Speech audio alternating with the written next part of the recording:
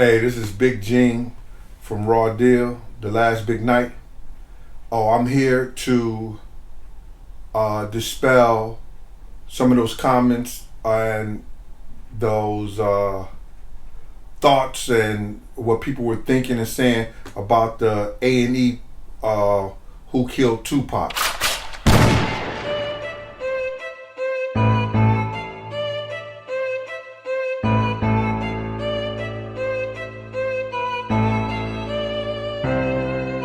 First and foremost, I want to tell the people that if you have been following me, I want you to go back and look at some of the things that were said, and I want you to understand that I have not changed my mind on my opinion. What happened was these people have taken $5 million A&E and they try to give you a program stating who killed Tupac when in fact they don't know who killed Tupac. And I'm here to tell you, the person they're gonna say who killed Tupac, if they do say it at the end, wasn't the guy at the MGM who got beat up. I'm just gonna put that out there right now. For those who think the guy who they beat up at the MGM is the one who killed him, you understand? They grave mistaken if they tell you that. They don't even know who killed Tupac. But that information will be coming soon. Anyway, about my statements, what they made, and the producers of the show, because I called Ben Crump, I text the dude Frank who was trying to ask me did I see the program and everything. I text all them back and I called them because I was like, yo, how you gonna change and put in place what you wanted to be? What I said, cut things off. One thing went with another thing, and then they're gonna cut and chop it up and make it to be what they want it to be. So what I'm gonna do here, we're gonna go through this whole shit so you'll know that I already said that and where they chopped it up and put it in their place. You know what I'm saying? The producers of this is gonna get the edit. They're gonna play their part, and they're gonna play my part on my stuff prior to this. Because some people think, oh, yo, I sound different, I change different. No, I ain't changed not a motherfucking thing I said. And I'm heated behind this bullshit.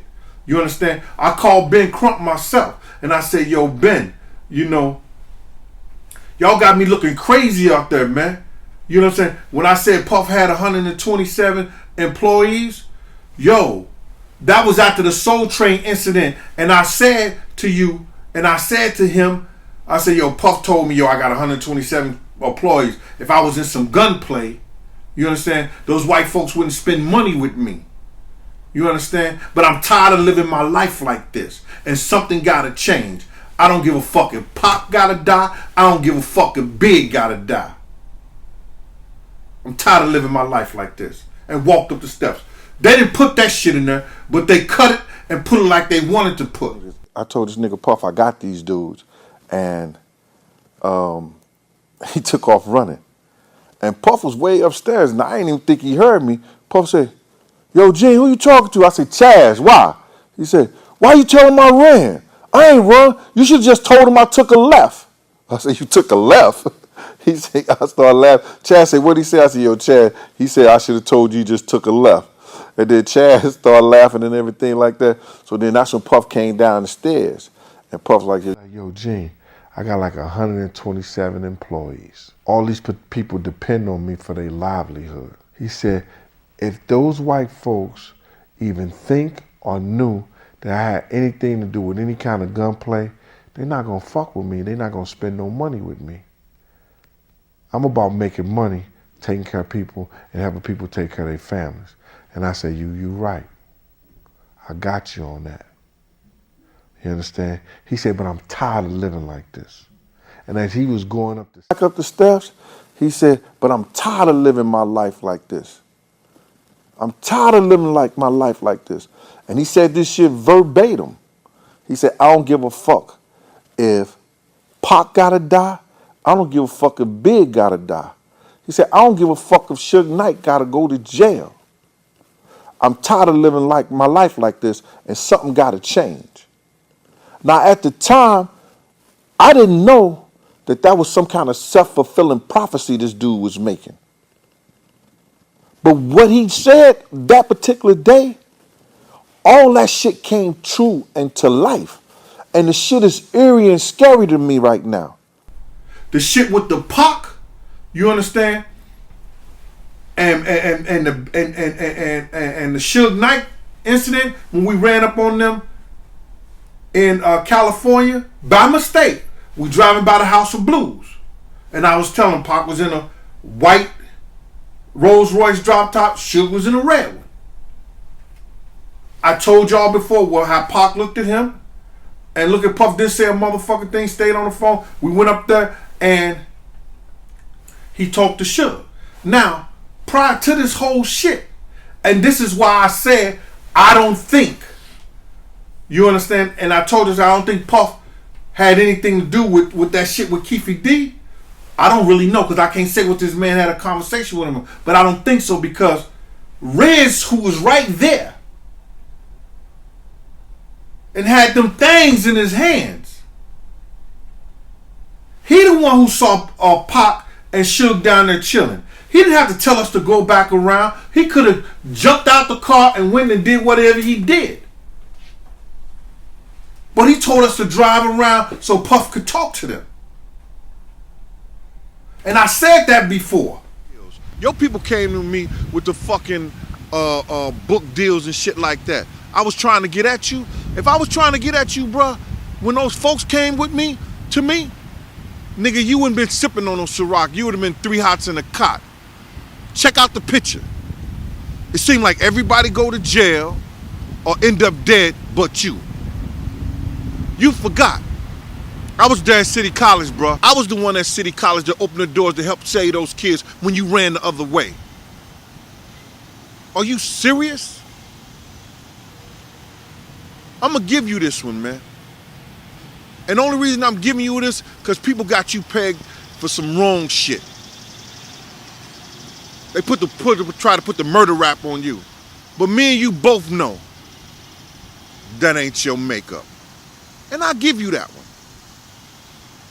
Because it was this one incident and only 7 people know about this shit. And 2 of them are dead. God bless Riz, God bless Tupac. It was me, you, Kenny, Riz, and the reporter from Billboard magazine, or he was from Rolling Stones.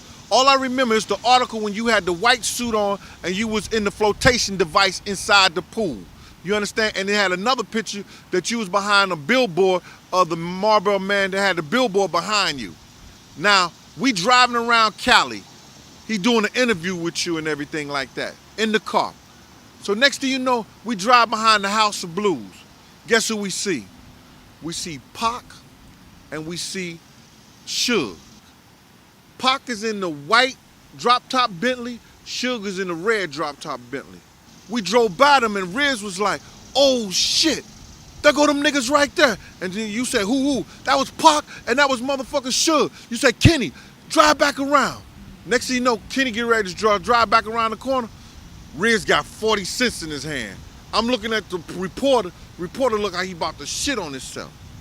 So I know if you had a problem with them, it would have never been no Keefy D or nobody. You wouldn't have went out your cipher like that. Because you had Wolf and you had Riz. And they was your mathematician. They solved your problems. And Riz was ready to do whatever, whenever. So now, he tells you, you better talk to them niggas right now. So we rose back around, we roll up to Pac. You said, what up, Pac? Pac turned his head, looked at you, and acted like you wasn't even existing, and turned back around, looked like you was a piece of shit. Riz was like, yo, fuck that nigga. Talk to Suge. He the boss. You say to Suge, yo, Suge, what's up? Suge say, what's up to you? You say, Suge, we got any problems? Everything good with us, man? Everything straight? Suge said, everything's straight. He said, we ain't got no problem out here? He said, I don't know no problems you got out here. You ain't got no problems with me. You say, all right, then later on, just say later on, and that was it. Now, as we driving away, you turn around to the reporter, and it's the only time I ever heard you threaten a motherfucker. You told that nigga right there, the reporter, I bet not ever see, you can't write about this shit. You can't say nothing about that. You better not ever say nothing about that. So you felt real comfortable right then and there. But you didn't feel comfortable enough to go to the meeting that could have saved both of those kids. You can go on MREC TV, look at that shit. You can go on Wisdom Clear and look at it. I've already said that. They changed it and put it what they wanted to do. All I know is, and like I said it before, if Wolf didn't know it, Riz didn't know it, Paul didn't know it, and I didn't know it, why would he go out of his camp and tell somebody? He could have. I don't know. I don't think he was, like I said before, he was a businessman. He wasn't just trying to do business to save, when he could have went to the meeting, like I said before, and saved big. That whole shit could have been squashed between him and Pac. He didn't do good business. He didn't even get involved in that. But he gonna get involved in getting somebody $1 million? Come on, man. We ain't know nothing about it. So my whole thing about it is I want the people to understand and people to know that A&E took my words out of statements I gave y'all in full and chopped it and put it where they wanted to put it at. And that was some bullshit. I texted the guy. He never even called me back. He texted me, yo, you seen yourself? Did you see this? You see that? I said, I saw 1 and 2. He said, well, you coming up next? And then after I told him how that was bullshit, I ain't hear back from him. So this is crazy right now. I want the people to understand that what I went there for, it was supposed to be to show how Tupac, and his relationship from the artists from the East Coast and West Coast, and the problem that it was causing. For instance, Jay-Z was supposed to be doing a show out there. Pac wouldn't let him do his show. He had him shook. So Dame had to call his dudes that he knew, that had power and had some influence with Suge and them, and have Pac lay off Jay when he was out there to do a show. So I was telling them stories like that. I was telling stories about me and Puff and them seeing them at the Roxy. You understand? I was telling them stories about, like I said, the House and Blues. And how Pac had niggas shook.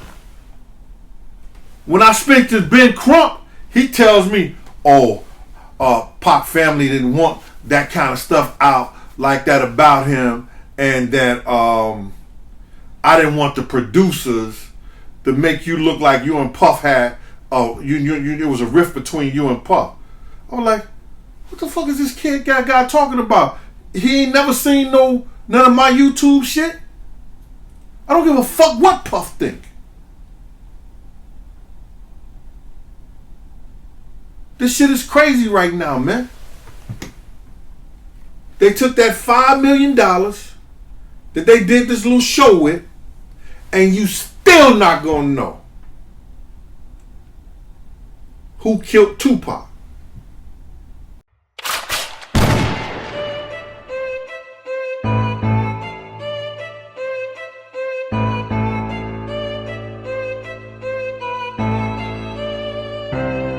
Listen, I want to give a shout out to MREC, Wisdom Clear, Handle, Sophisticated Minds, everybody who's playing a part in this. All of the people who wanted to know the truth, all the people who's going after, these cats and letting them know that, this shit is real.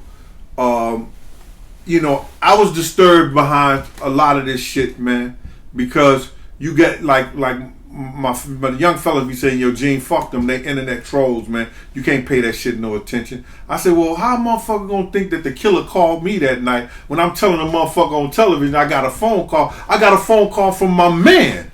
You understand? Kirk Burroughs, who was in the A&E documentary also.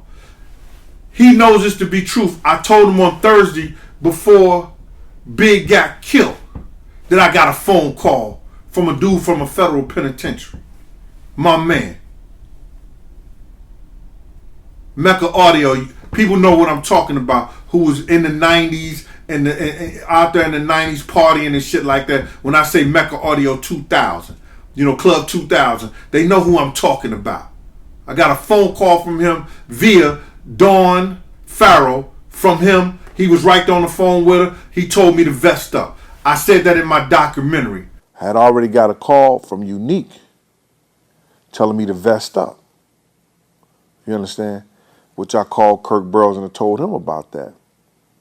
So now I'm feeling a certain way, because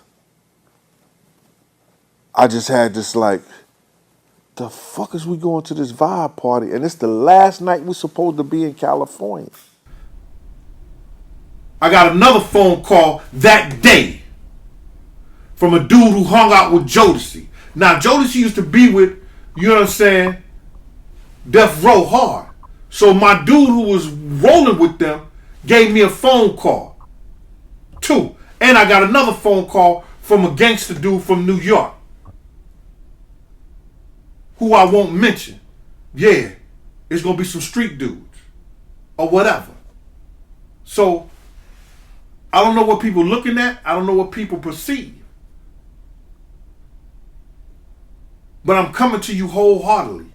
And everybody know what I put up and what I've lost in order to let you know the truth. Thank you, and once again, peace.